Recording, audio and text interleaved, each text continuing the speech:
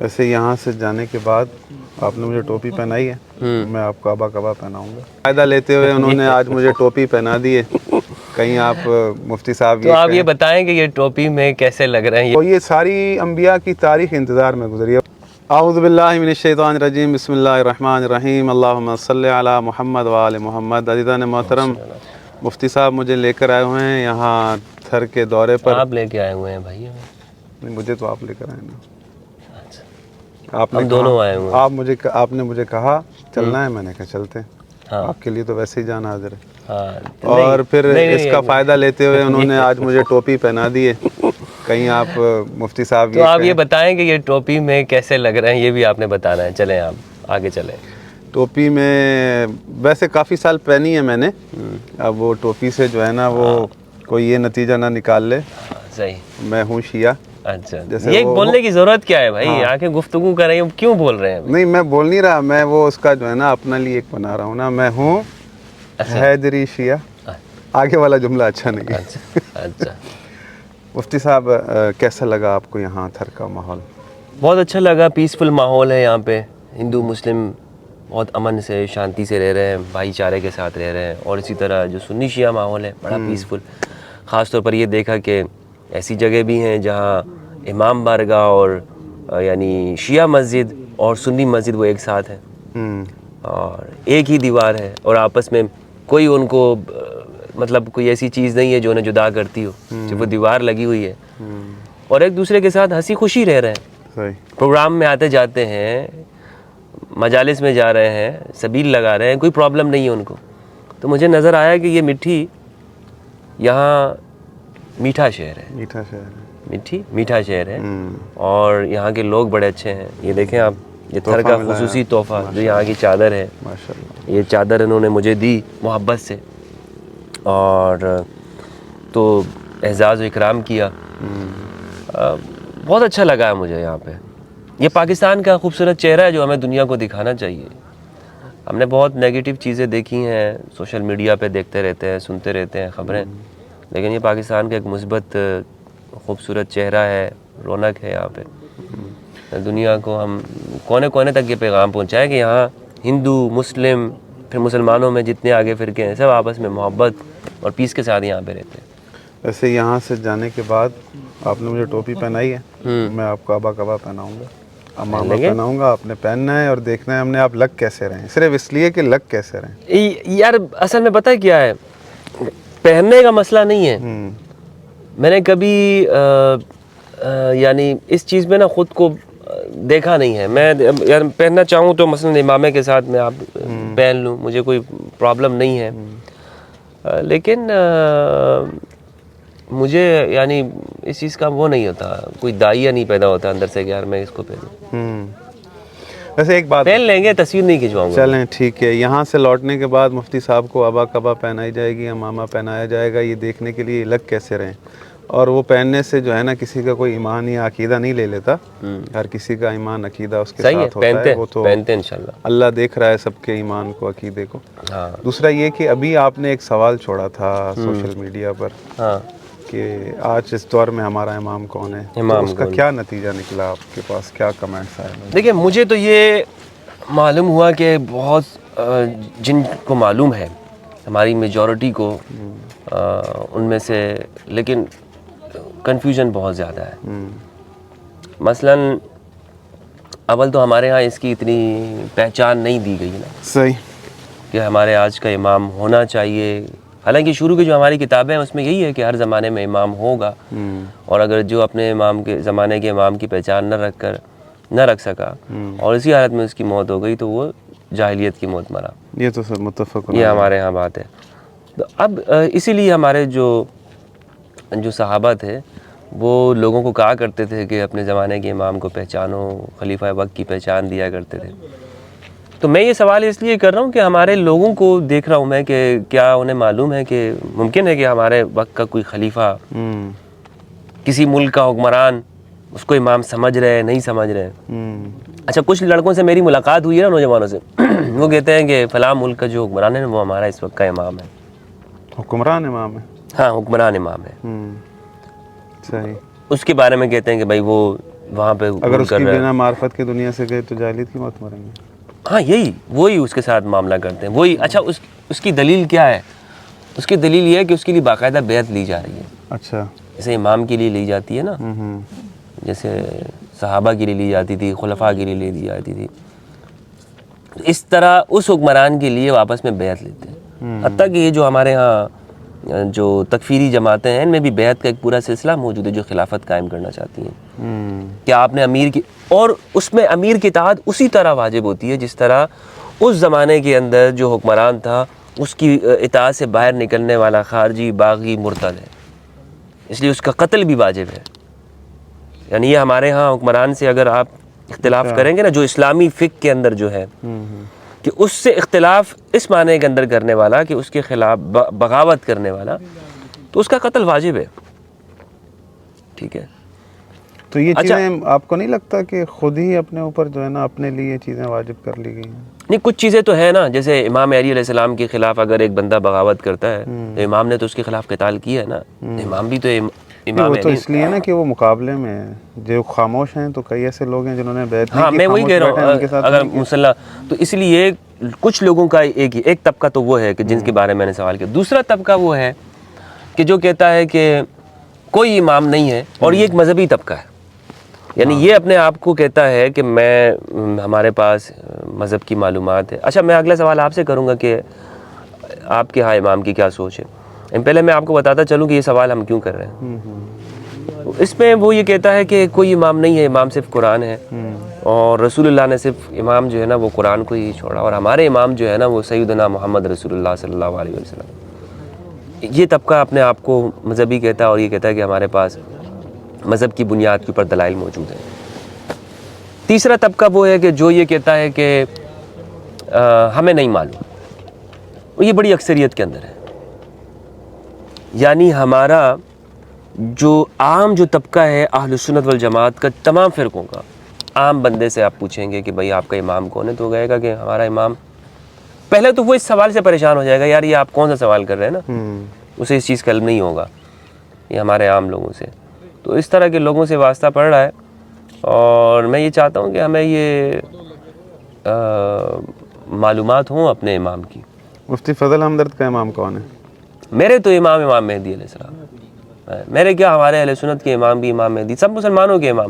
سنی شیعہ کو نا, آپ جو کہہ رہے ہیں اکثریت آپ کی جماعت جو ہے وہ کہتے ہیں کوئی امام نہیں ہے. کوئی امام نہیں ہے. صحیح, آپ یہی ایک آپ یہ کہہ سکتے ہیں کہ چند لوگ نہیں, جو ہمارے پاس نصوص ہیں نا ان کو اگر ہم سامنے رکھیں تو ہمارے امام تو ہیں, لیکن اور یہ ہمیں سنی شیعہ کو ایک بھی کرتا ہے یہ عقیدہ. یعنی امامت کو جو عقیدہ ہے اس میں آپ دیکھیں کہ سنی بھی یہ مانتے ہیں اور شیعہ بھی مانتے ہیں امام مہدی علیہ السلام کو.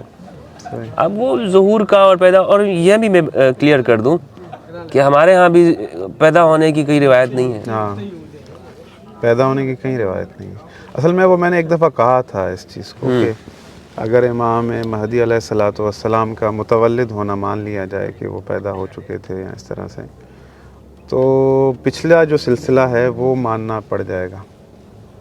کیونکہ اگر وہ امام ہیں کسی سلسلے سے تو ایک سلسلہ جو ہے اصل میں سارا معاملہ ہے سلسلے کو ماننا, سلسلے کو, ایک نظام کو ماننا. یہ اس 12 سلسلوں کا انکار. کیونکہ رسول اللہ کی جو وصیت ہے وہ تو 12 کی ہے نا.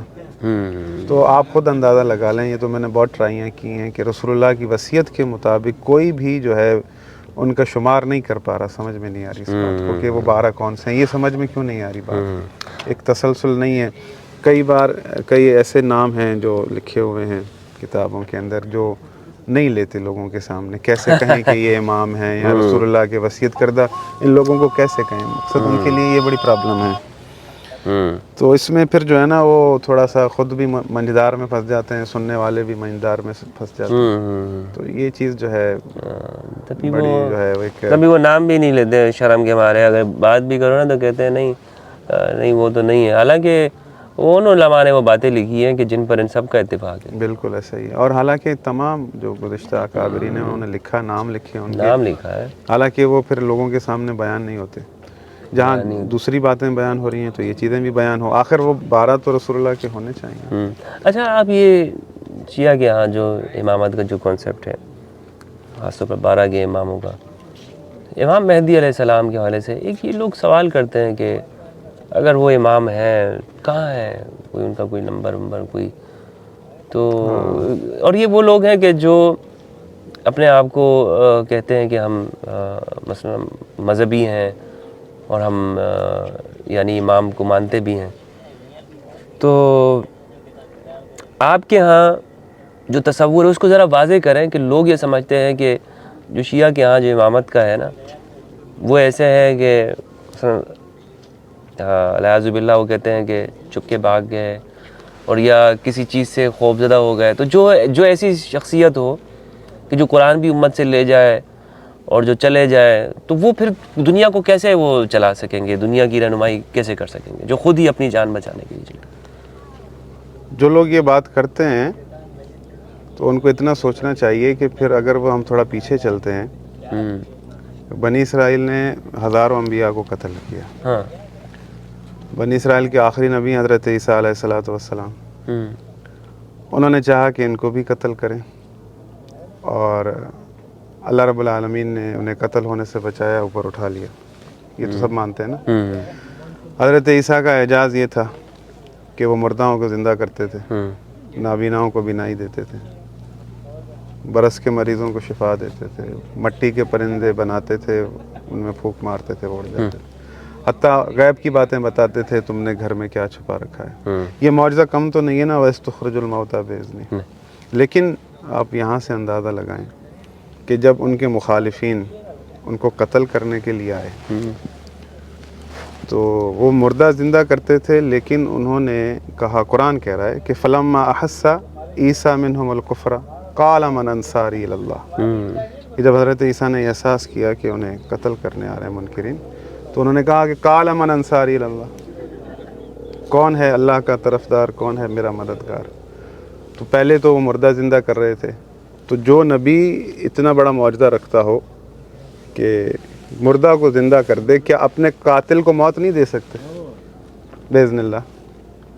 نہیں, وہ تو زندہ کرنے والا ہے نا, مردہ کرنے والا نہیں ہے. دیکھیں نا, مقصد کہنے کا یہ ہے کہ ایک چیز موجود ہے ایک نبی کے اندر کہ مردہ کو زندہ کریں باذن اللہ, تو وہ باذن اللہ موت بھی تو دے سکتے تھے نا. لیکن انہوں نے کیا کہا, قال من انصاری اللہ, میری مدد کرنے والا کون ہے, میرا مددگار کون ہے, اللہ کا طرفدار. تو بات یہ ہے کہ وہاں پر اگر حضرت عیسیٰ یہ کام کریں تو پھر پتہ کیسے چلے کہ اللہ کا طرفدار کون ہے, عیسیٰ کا مددگار کون ہے, اگر سب چیز معجزے سے کرنی ہے تو. وہ تو معجزہ جو دکھایا ہے نا, ہاں معجزہ جو دکھایا نا, وہ معجزہ اس لیے دکھایا ہے کہ بھئی یہ یقین آئے کہ میں اللہ کا نبی ہوں.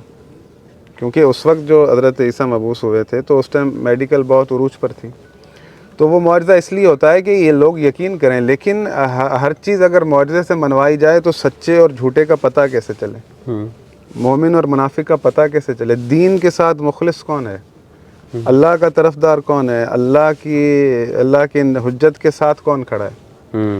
تو مقصد یہ ہے کہ اگر آپ یہ کہیں گے کہ حضرت امام مہدی علیہ الصلوۃ والسلام جو ہے وہ خوف کی بات نہیں ہے, یہ اللہ کی ایک حکمت ہے. اللہ اپنے امر کو ہمیشہ غالب رکھے گا. یہ ساری باتیں اگر کوئی کرتا ہے تو پھر نبیوں کے بارے میں اس کی کیا رائے ہے کہ حضرت یعقوب ڈر رہے تھے حضرت یوسف کو بھیجنے کے لیے, حضرت یوسف کو مار کر کنویں میں پھینک دیا گیا, تو کیا آپ حضرت یوسف کے لیے بھی یہی رائے قائم کریں گے؟ تو انبیاء کے لیے بھی یہی رائے قائم کریں گے کہ وہ انبیاء کو قتل کرتے تھے کہ بنی اسرائیل کے لیے اللہ رب العالمین نے کہا ہے, تو انبیاء کے پاس اتنی طاقت نہیں ہوتی تھی کہ اپنے مخالفین کو وہ قتل کر دیں, کہ ساری چیزیں معجزات کے ساتھ ہوں. تو اسی طرح سے امام حسین علیہ الصلوۃ والسلام کربلا کے میدان میں کھڑے ہیں, تو وہ کہہ رہے ہیں کہ حل من ناصرین ینصرنا, تو معجزہ تو وہ بھی دکھا سکتے تھے, لیکن کیا ہے کہ دیکھنا اللہ یہ چاہتا ہے کہ حق کے ساتھ کون ہے, حق کے ساتھ کون. مقصد کہنے کا یہ ہے کہ سچا کون ہے, جھوٹا کون ہے, مومن کون ہے, منافق کون ہے. تو اس طرح سے تو یہ چیز جو ہے نا چلنے کی ہے نہیں, اول ایک چیز. دوسری بات جو آپ نے کہی کہ اس کا شاید پہلے ہم بات کر چکے ہیں کہ وہ کہا جاتا ہے کہ امام مہدی علیہ الصلوۃ والسلام غار میں ہیں. ایسا کوئی سلسلہ نہیں ہے. امام مہدی علیہ الصلوۃ والسلام آپ گئے ہیں, زیارات پر گئے ہیں, آپ نے دیکھا ہوگا کہ وہاں گھروں کے اندر ایک نیچے جو ہے انڈر گراؤنڈ ایک فلور ہوتا ہے, تو اس میں اسے میرے ذہن میں نام نہیں, سرداب.